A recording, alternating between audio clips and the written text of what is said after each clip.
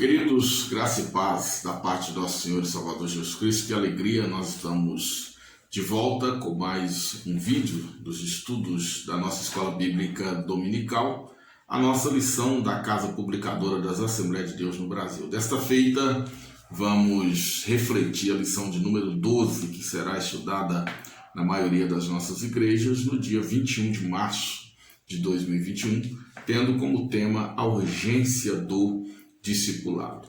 Nosso textual diz assim: portanto, ide, ensinai todas as nações, batizando-as em nome do Pai, do Filho e do Espírito Santo. Evangelho de Jesus Cristo, segundo escreveu Mateus, capítulo 28, versículo de número 19. Verdade prática: chamamos de discipulado na fé o aprendizado de um discípulo por meio de seu mestre na igreja, para ajudar a desenvolver o seu crescimento espiritual. Bem, o objetivo deste estudo é chamar a atenção da igreja, dos cristãos, dos membros, especialmente das Assembleias de Deus, para a urgência do discipulado. A urgência do discipulado. É importante que a igreja incorpore no seu sistema de trabalho a prática do discipulado. Nós vamos estudar isso. Nós sabemos que a Assembleia de Deus ela é conhecida como uma igreja que mais ganha almas. A igreja que tem feito a diferença no Brasil, na área da evangelização, tem ganhado muitas pessoas para Cristo. Agora também vimos que por uma deficiência no processo de discipulação ou de discipulado, nós vamos encontrar testemunhos de pessoas que conheceram a Jesus, que entregaram suas vidas, que tomaram a decisão na Assembleia de Deus, mas que hoje não estão nela. Encontramos pessoas em todas as denominações evangélicas do Brasil e temos até grandes líderes na nação brasileira, grandes pastores, grandes mestres, que nos seus testemunhos dizem: olha, aceitei Jesus na Assembleia de Deus. E hoje estão aí, graças a Deus, trabalhando para o Senhor, são muitos, mas que dependeram de ser discipulados numa outra denominação. Então a igreja faz essa frente evangelística, mas muitas das vezes ela peca no momento de discipular, de criar esse ambiente onde a pessoa possa se desenvolver e multiplicar posteriormente, como deve ser o processo do discipulado. Então, mais do que nunca, aproximando aí dos 110 anos da Assembleia de Deus no Brasil, 18 de junho, a Assembleia de Deus completa 110 anos que foi estabelecida no Brasil, na cidade de Belém do Pará, pelos missionários suecos Daniel Berg e Gunnar Wigren. A igreja precisa repensar, refletir e tomar medidas para que se implante nela um discipulado eficiente, para que os pastores e toda a liderança da igreja, bem como cada membro, se sinta na responsabilidade da prática do discipulado. E eu quero parabenizar o comentarista dessa lição e a organização da CPAD por ter trazido esse tema, exatamente nesse momento específico que nós estamos vivendo.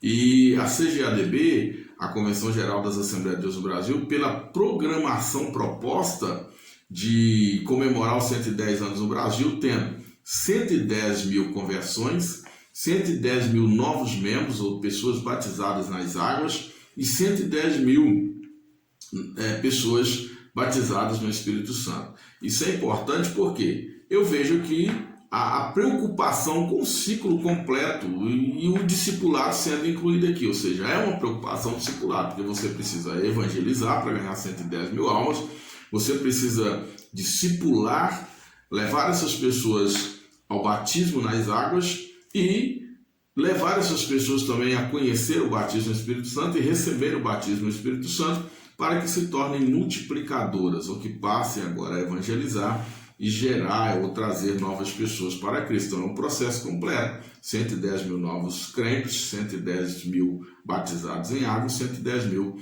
batizados no Espírito Santo. Então eu vejo aqui o passo a passo. Pessoas se convertendo, pessoas sendo batizadas nas águas, pessoas sendo batizadas no Espírito Santo, que é o revestimento de poder para ser testemunho de Jesus, para ser um multiplicador do reino de Deus aqui na face da terra. Muito bem, vamos então adentrar ao comentário da nossa lição. De antemão, já vimos que o discipulado ele é indispensável à prática da pregação do Evangelho.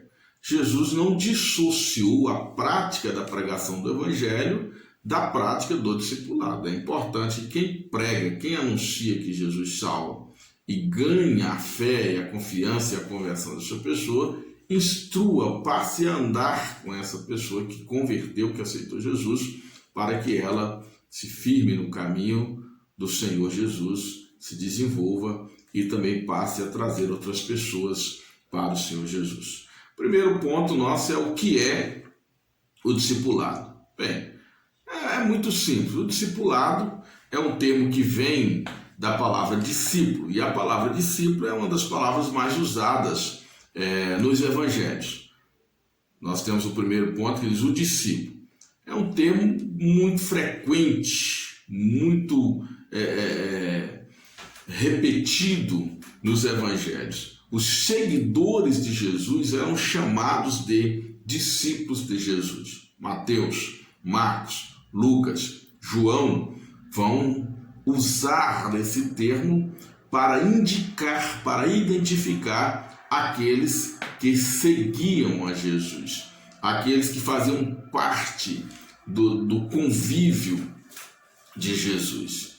Então ali havia multidão, nós temos três classes de pessoas, havia multidões, haviam os discípulos e mais tarde nós vamos ver aí os discípulos que se tornaram os apóstolos, os protagonistas da igreja primitiva. Então nós temos aí esses discípulos, temos a multidão, da multidão é tirado os discípulos, dos discípulos foram tirados os apóstolos para darem prosseguimento à pregação do evangelho, à expansão do reino de Deus aqui na face da terra. Então, o que é discípulo? Na Bíblia, o discípulo é um seguidor de Jesus. Esse discípulo é alguém que vai seguir o seu mestre.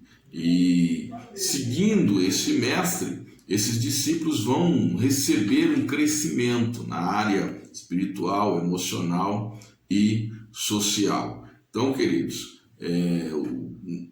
o discipulado, nesse primeiro ponto aqui, nós já vimos que ele envolve o quê? Um mestre. Tem que ter um orientador. É preciso ter alguém que se vai seguir. Esse alguém tem que ser alguém com conhecimento, com preparo, para dar condição de que alguém lhe siga. E depois tem quem? O discípulo, que é o mesmo aluno que estará seguindo essa pessoa, buscando o seu desenvolvimento. Na filosofia grega também será muito comum.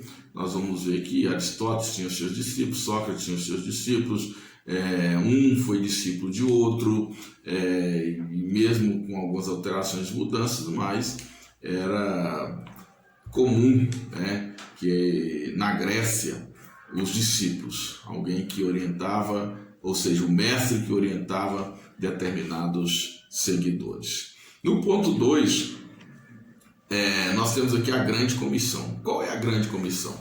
Mateus capítulo 28, versículo 18, nós vamos encontrar o texto bíblico onde Jesus, após ser ressurreto, ele dá uma responsabilidade aos seus seguidores, aos seus apóstolos. E aqui nesse texto nós vamos encontrar Jesus dizendo assim, toda autoridade me foi dada nos céus e na terra.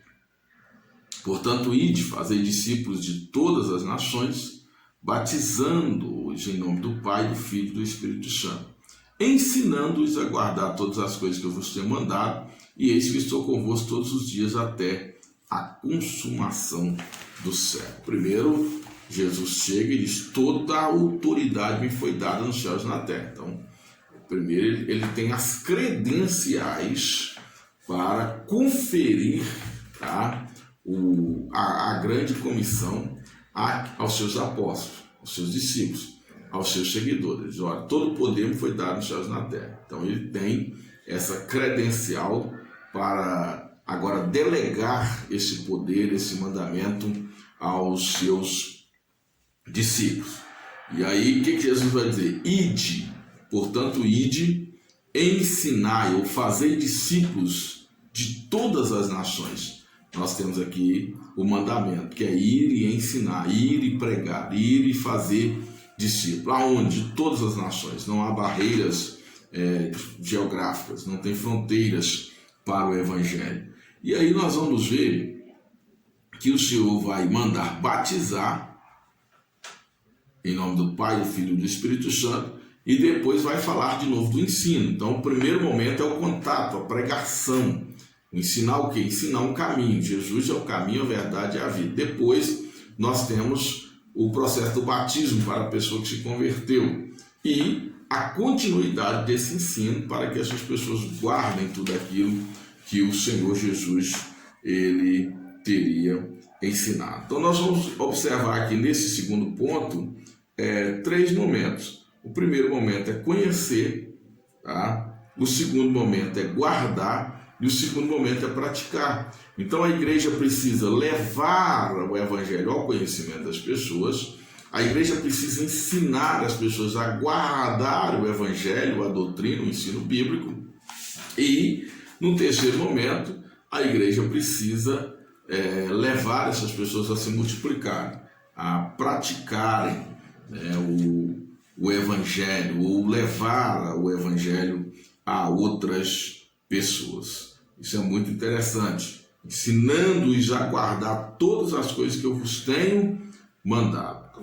No tudo que Jesus mandou, além dele orientar as pessoas no aspecto da salvação, que é o primeiro ensino de Jesus a respeito da salvação, ele orienta as pessoas a respeito da ética, da moral, do comportamento do ser humano, como o cristão deve se comportar em relação aos seus irmãos, em relação à sociedade, e ele também vai ensinar, vai dar ordens à sua igreja, aos seus discípulos, de ir pregar o Evangelho, a prática do Evangelho, levar o Evangelho a outras pessoas. Então, tudo isso precisa ser passado, ensinando-os a guardar todas as coisas, não são algumas coisas.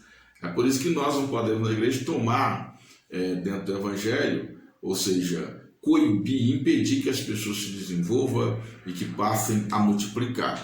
O discipulado ele passa pela fase do conhecimento, a pessoa precisa conhecer, e aí ele vai para essa fase da pessoa praticar para a sua própria vida, e no terceiro momento a pessoa vai multiplicar, ela precisa ensinar a outros, ela precisa levar esse Evangelho. Por isso que o discipulado ele é muito importante na igreja. Uma igreja não vai crescer de forma sólida, de forma consistente, em quantidade e em qualidade, se ela não tiver um discipulado eficiente. Nós ouvimos muito dizer da nossa igreja que nós temos muito mais pessoas fora da igreja do que dentro da igreja. Se nós pegarmos o hall de membro, muitas vezes a gente pegava esse hall de membro, a gente ia ver muito mais pessoas excluídas, que pararam de congregar, que deixaram de frequentar a igreja, do que os que estão hoje na igreja. Então era para a gente, se somos hoje 12, 13 milhões de pessoas, era para sermos 24 milhões, 36 milhões, muito mais do que isso. Estou falando de Assembleia de Deus, se tivéssemos um discipulado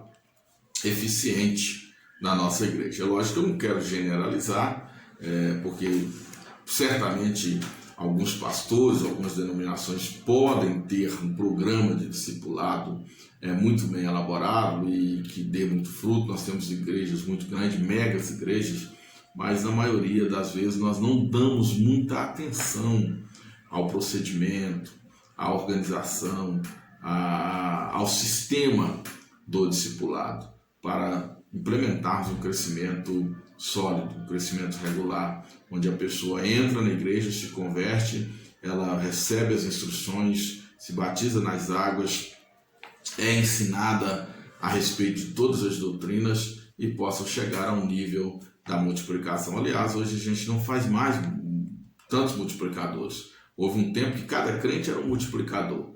Hoje nós fomos afetados pela onda do neopentecostalismo e os crentes passaram a ser parasitas, a depender de oração, de unção, de rosa ungida, de campanhas e, na verdade, não se tornaram multiplicadores. Como houve um tempo que cada crente era um multiplicador do Evangelho. Ele exercia a sua fé, porque eram ensinados a orar, ensinados a meditarem na palavra, ensinados a pregar, ensinados a ganhar almas para Jesus, ensinados a cuidarem de outras pessoas. Então, a gente viveu esse tempo de multiplicação. Mas não organizamos isso e as coisas evoluíram e, de repente, métodos antigos não passaram a funcionar mais e a gente se perdeu um pouco nisso. Mas essa lição vem nos chamar a atenção para a volta. É urgente o discipulado. Nós precisamos voltar a discipular se quisermos continuar crescendo. E tudo aquilo que não cresce, diminui. E tudo aquilo que diminui, acaba. Então nós precisamos crescer. Deus nos chamou para isso e Deus tem um grande projeto através da nossa vida. O terceiro ponto fala aqui sobre a educação cristã. E aí a minha pergunta é: quais são os órgãos de discipulado na igreja? A educação cristã, ela é defendida desde Jesus. Jesus usa o verbo aqui, mateteu, que vai significar façam discípulos ou ensine. Ensinar exige qualificações. Para ensinar tem que ter o mestre, tem que ter o aluno. O mestre tem que conhecer e o mestre tem que ter metodologia, tem que ter didática. Veja a diferença de Jesus para os fariseus. Os discípulos vão elogiar o ensino de Jesus, dizendo ele ensina como quem tem autoridade. Então, multidões afluíam para Jesus, porque Jesus tinha uma didática, Jesus tinha uma forma de acesso muito eficiente, através da qual ele chegava às pessoas e ele atraía as pessoas para ele conseguir implementar o seu ensino na mente das pessoas. Então, nós hoje temos um sistema de ensino que funciona talvez muito bem para a igreja, mas precisamos que esse sistema funcione para os novos convertidos. E aí nós temos que ter o quê?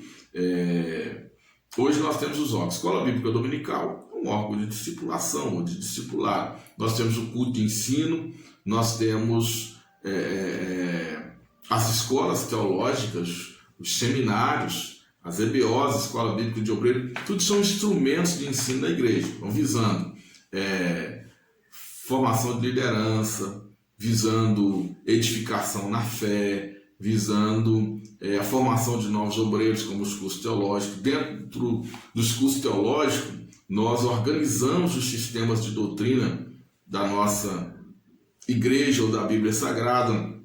Nós sabemos aí, nós temos a teologia sistemática, composta da antropologia bíblica, da soteriologia, da teologia própria, né, ou a doutrina de Deus, que vai estudar a pessoa de Deus, a pessoa do Espírito Santo, a Trindade. Nós vamos estudar a cristologia, nós vamos estudar a martiologia, o homem e o pecado.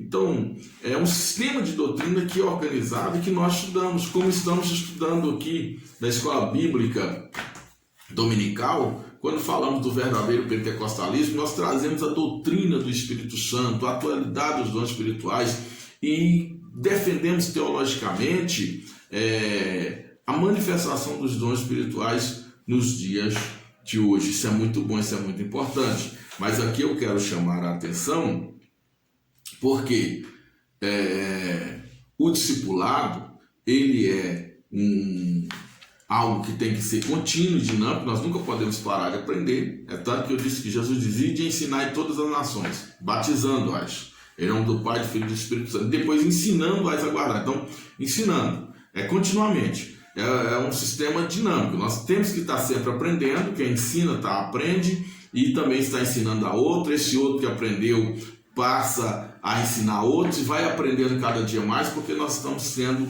instruídos, estamos sendo levados à perfeição. Agora, onde que a gente peca? A gente peca talvez nesse ensino. Eu digo que sempre o discipulado, ele exige empatia, ele exige muito amor, porque a gente ensina primeiramente pelo exemplo. Então, um crente que chega na igreja, ou uma pessoa que aceita Jesus como Salvador, que se converte, ele é como uma criança, como um bebê. Ele vai aprender a criança, ela aprende primeiramente pela repetição. Ela ouve e vê alguém falando, ela começa a falar. E tanto que o surdo e o mudo, né, o surdo, ele não vai falar, melhor dizendo, porque ele não vai ouvir alguém falar. Então é a repetição. Mesmo que ele não seja mudo, se for surdo, ele vai ter dificuldade de falar. Por isso que normalmente alguém é surdo e mudo, porque se não ouve, não vai desenvolver a fala, certo? E nós temos, então, esse momento em que alguém chega na igreja e é preciso que alguém chegue junto dele. Eu vou usar um termo aqui mais jovem, cole nele. Estou colado em você, vou colar em você. Por quê? Essa pessoa precisa ser integrada. O primeiro papel do discipulado é integrar.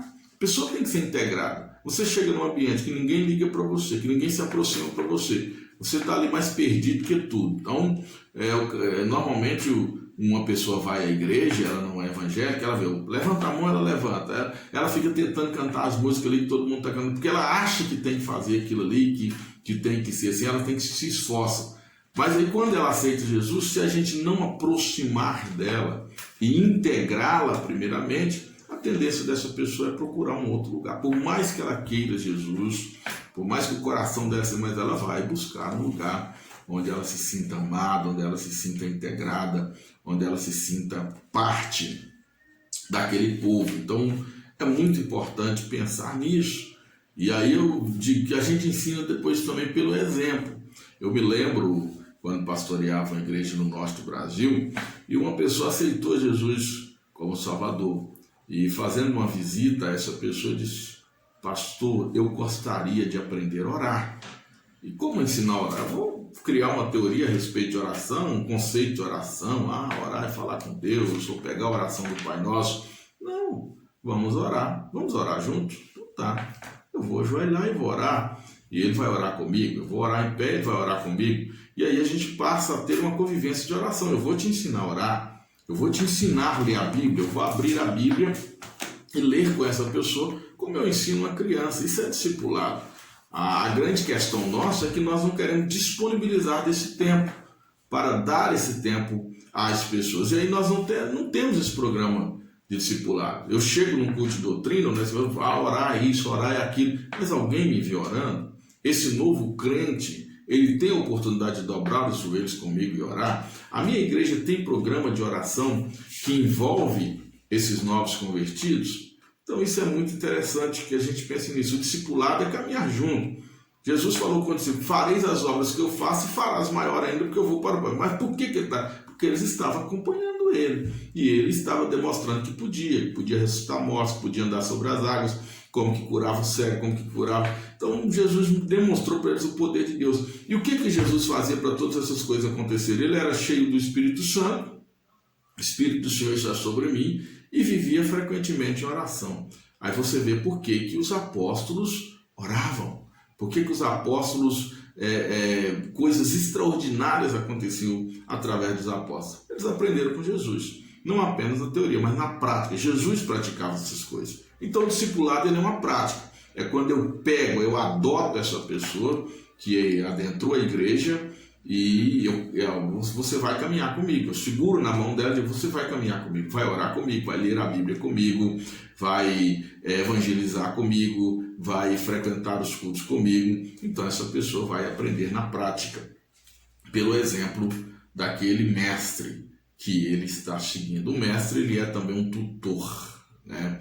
Ele é alguém que está se dando àquela pessoa, que está cuidando daquela pessoa. Então é muito importante que nesse projeto de educação cristã a gente implemente esse órgão do discipulado, esse departamento do discipulado, e o melhor é que a gente conseguisse envolver toda a igreja.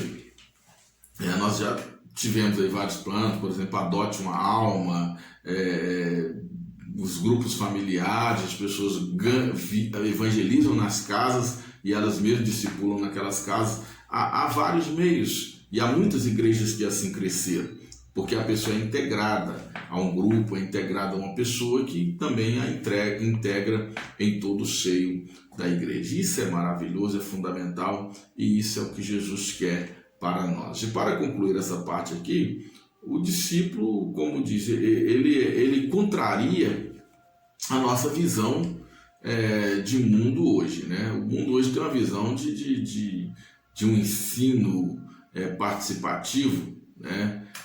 Nós vimos aí a entrada do Paulo Freire e de outros aí, onde o aluno ele não leva, ou seja, ele não vai vazio para a escola, mas ele leva. Então o professor não é mais aquela figura que detém o conhecimento e que deve passar para o aluno, mas ele deve compartilhar, o aluno compartilha como se fosse um ensinando o outro, uma troca de ideia, e ele provocaria o desenvolvimento, o crescimento deste aluno. Bem, na igreja não é assim. Na igreja, quem está lá tem o conhecimento, tem a vivência, tem a experiência e deve passar para essa pessoa. E Jesus usa um termo que diz assim: vós sereis meus discípulos se fizerem o que eu vos mando. Então há essa exigência de seguir a Jesus, de fazer o que Jesus manda. O discipulador, ele é o representante de Cristo, ele vai ensinar aquilo que Cristo ensinou, ele tem que ser obediente a Cristo. E o discipulando, ele também tem que se submeter às orientações do seu mestre. Amém, amados? Vamos caminhar um pouquinho mais. O segundo ponto fala o tripé do discipulado. Então, nós temos aqui o tripé do discipulado. Vamos pensar nos 3 pontos. 3 pontos do discipulado: palavra, comunhão e serviço. Olha que maravilha: palavra, comunhão e serviço. Discipulado tem que ter palavra. Discipulado tem que ter palavra. A palavra, ela é singular e a palavra é Cristo. Então, Cristo tem que ser gerado dentro da pessoa. Então, o primeiro tripé do discipulado é a palavra. Atos capítulo 2 e versículo de número 42, muito conhecido, diz: e perseveravam na doutrina dos apóstolos. Então, a primeira coisa é a doutrina. O que é a doutrina? A doutrina é a palavra de Deus, é a palavra de Cristo. Eles continuamente estavam aprendendo com os apóstolos do Senhor Jesus, as Escrituras Sagradas, a Bíblia Sagrada. Então nós precisamos entender que o manual de discipulado é a Bíblia Sagrada. Nós não podemos descartar a Bíblia Sagrada. E aí, às vezes, irmãos, nós temos na nossa igreja pessoas muito carismáticas, mas que desprezam palavras. Pessoas da oração, hoje tem um negócio do reteté, pessoas do reteté, pessoas da profecia. E essas pessoas, elas têm um ponto de atração muito grande. E muitas pessoas vêm a Jesus por causa dessas pessoas, das profecias, das manifestações espirituais.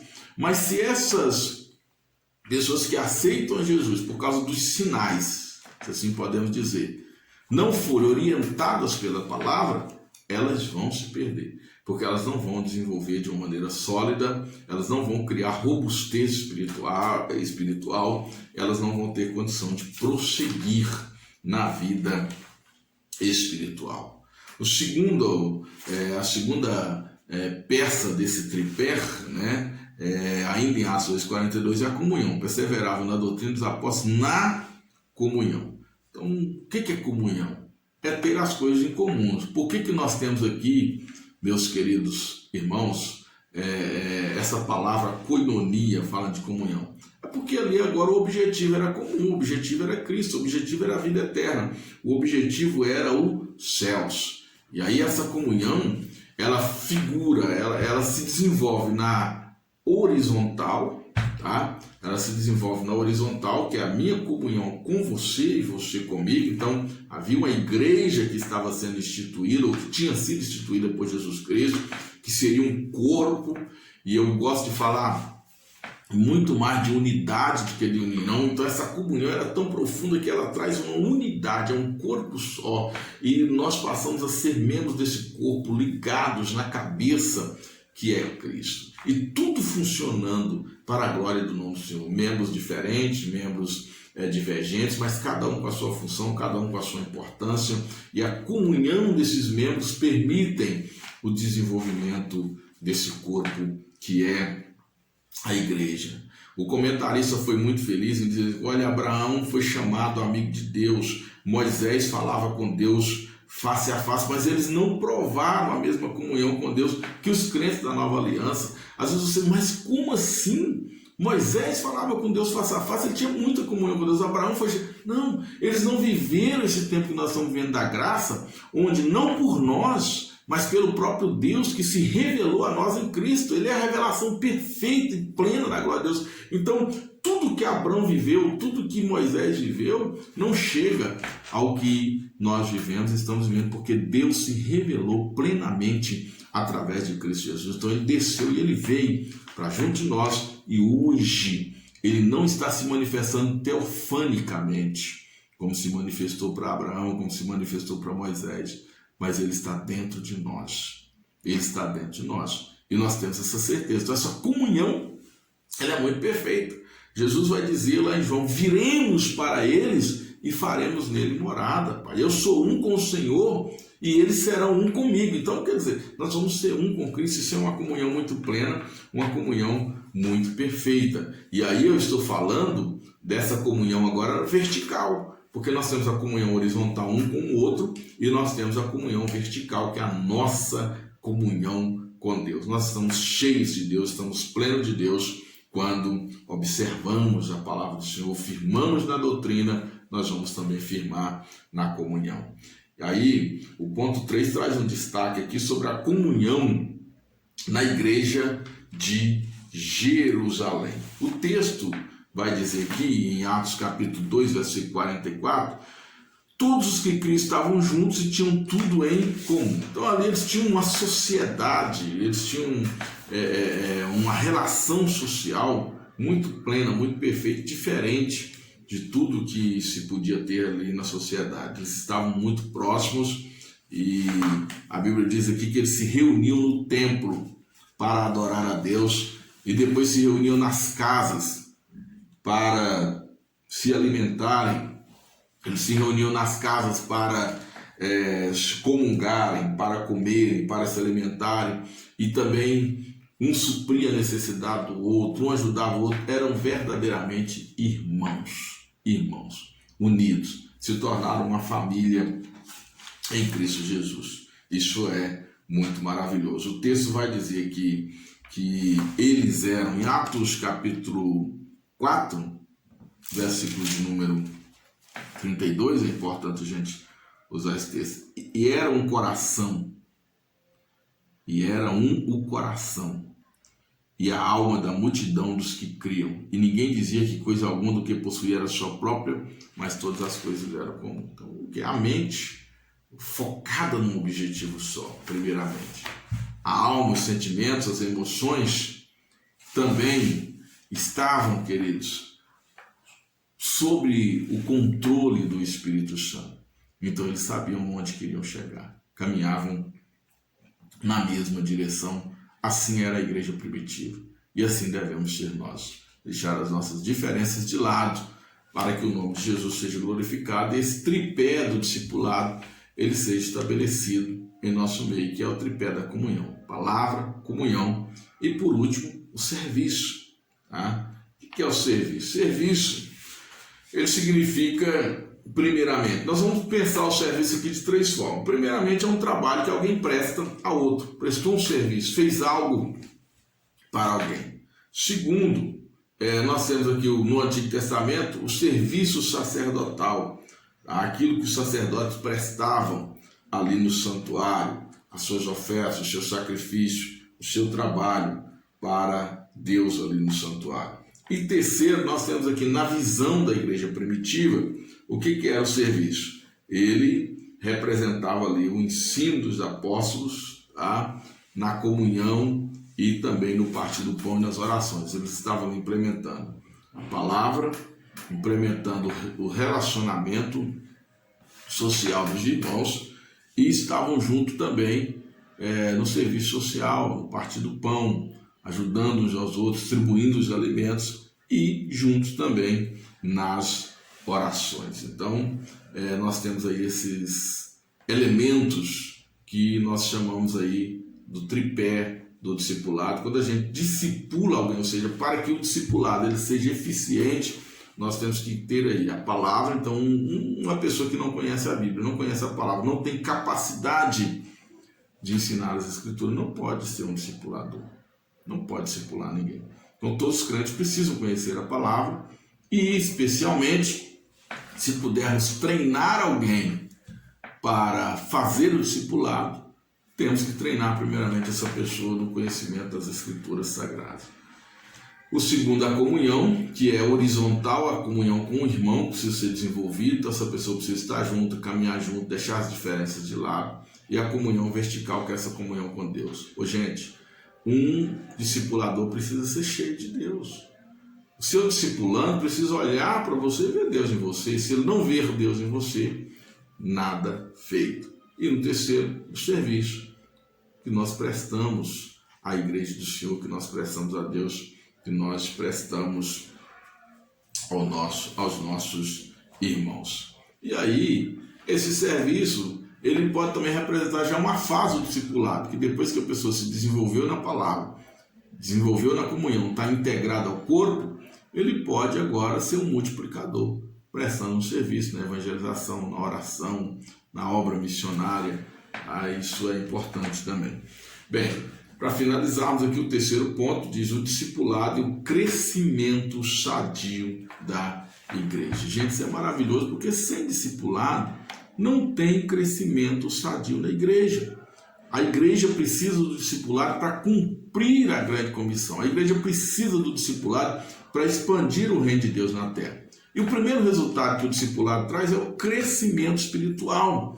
Quando a pessoa aprende as Escrituras, quando a pessoa aprende a orar, quando a pessoa passa a ter comunhão com Deus, ela vai ter um crescimento espiritual. E nós devemos pensar que o crescimento ele precisa ser primeiramente qualitativo. Não adianta você crescer quantitativamente e não ter um crescimento qualitativo. Então a igreja tem que focar nesse crescimento qualitativo. Se você tem pessoas qualificadas, cristãos qualificados, verdadeiros crentes, a sua igreja será sadia e a sua igreja será um fenômeno extraordinário aqui na terra, porque tem pessoas sadias, tem pessoas qualificadas, pessoas que estão fortalecidas pela palavra, pessoas que têm o hábito da oração, pessoas que têm o conhecimento da necessidade de orar, pessoas que vivem em comunhão, que desenvolvem o fruto do Espírito na vida delas e que desenvolvem bons relacionamentos. Essa igreja será uma igreja forte. Não será uma igreja destruída pela fofoca, pelas calúnias, pelas conversações. O ministério será um ministério coeso e os crentes estarão ali realmente refletindo Cristo na vida deles. Então, o discipulado ele tem esse papel. Por isso, o discipulador precisa ter Cristo gerado dentro dele para que possa fazer com que o outro também gere Cristo dentro de si. O ponto 2 fala do crescimento numérico. Não teremos crescimento numérico se não tivermos um discipulado eficiente. É por isso, meu querido pastor, meu querido superintendente de escola bíblica dominical, professor, que você precisa organizar o discipulado na sua igreja. É preciso dar atenção para isso. Não é só ir para o culto ar livre, não é só ir para o evangelismo na casa. E a pessoa aceitou Jesus e você deixou a pessoa à mercê. Essa igreja não vai crescer. Eu fico impressionado e às vezes pensando quando uma pessoa diz, hoje eu ganhei 3 almas para Jesus, ganhei 10 para Jesus. A pessoa sai distribuindo um folheto e pergunta, você quer aceitar Jesus? Ou a pessoa diz, eu quero, levanta a mão para fazer uma oração. Quando faz uma oração? Aí ele põe lá na caderneta dele, ganhei uma alma, ganhei outra alma. Para onde foi essa alma? Se a pessoa saiu dali, muitas das vezes não pegou nem o endereço, não sabe para onde ela foi. quando o Espírito Santo às vezes trabalha na vida dessa pessoa, ela vai procurar uma outra igreja próximo da casa dela, ou vai procurar um outro alguém e vai receber a Cristo. Verdadeiramente vai ser discipulado e vai crescer. Mas essa questão de eu saí para evangelizar e ganhei tantas almas para Jesus, então anota o nome, combina com essa pessoa, vou vir buscar você aqui para a igreja, vou te ensinar a orar, vou trazer a Bíblia aqui para a gente estudar junto. Isso é discipulado e que qualquer um pode fazer.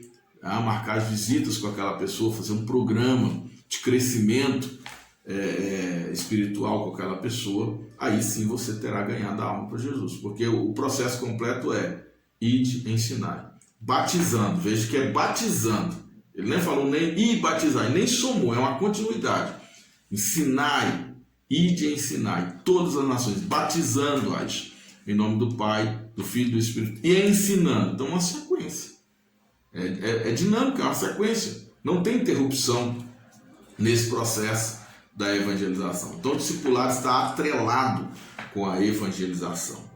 O terceiro ponto vai falar sobre o exemplo da igreja de Antioquia da Síria, uma igreja que era composta na sua maioria por gentios. Então os judeus eles tinham um apego muito grande à sua cultura, então tiveram dificuldade, certamente tinham dificuldade para discipular aquela igreja. Os apóstolos em Jerusalém, preocupados com aquela igreja, enviam para lá Barnabé, porque Barnabé ele é o filho da consolação.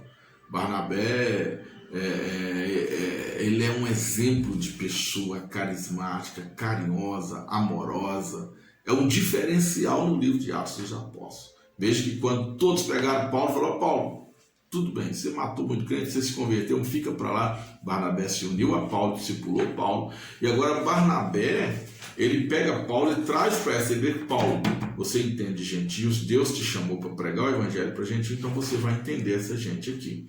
E Paulo é levado para Antioquia e passa ali um período junto com Barnabé, discipulando aqueles irmãos, ajudando, ensinando, e lá havia profetas, a obra estava crescendo, até o momento que daquela igreja, Paulo e Barnabé vão sair para um projeto missionário mais amplo. Isso é muito maravilhoso. Então essa igreja, na verdade, ela foi a igreja que acolheu Paulo também. Ela foi a igreja que acolheu Paulo. E Paulo, com o conhecimento que tinha, agora com esse chamado já fluindo na sua vida, no seu coração, ele pôde cooperar com aquela igreja e ensinar também muitos novos crentes que tinham costumes muito estranhos, que os judeus certamente teriam expulsado da igreja, mas Paulo, com essa compreensão dada pelo Espírito Santo de Deus e esse chamado que ele tinha, pôde ajudar no discipulado ali daquela igreja. Veja que a Epístola aos Gálatas também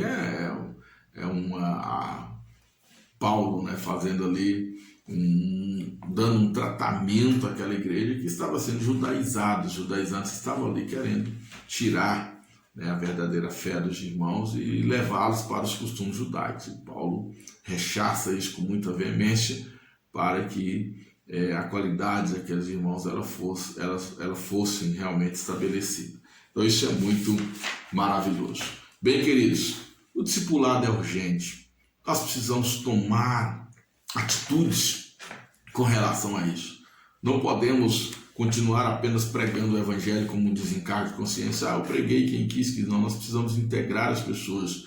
Isso exige muito amor, muito cuidado. Isso exige muito desapego.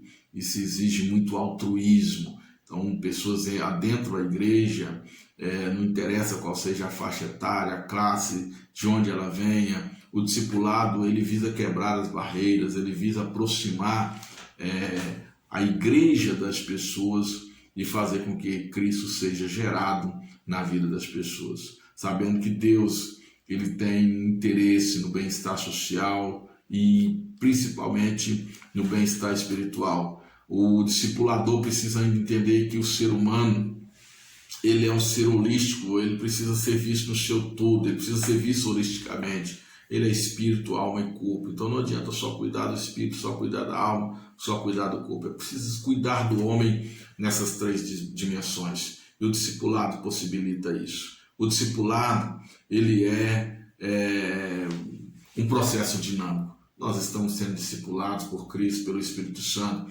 pelos mestres que o Senhor levanta, cada vez que estudamos uma lição como essa, que lemos um livro, que estamos na escola dominical, que estamos sendo ministrados por outras pessoas, nós estamos sendo discipulados.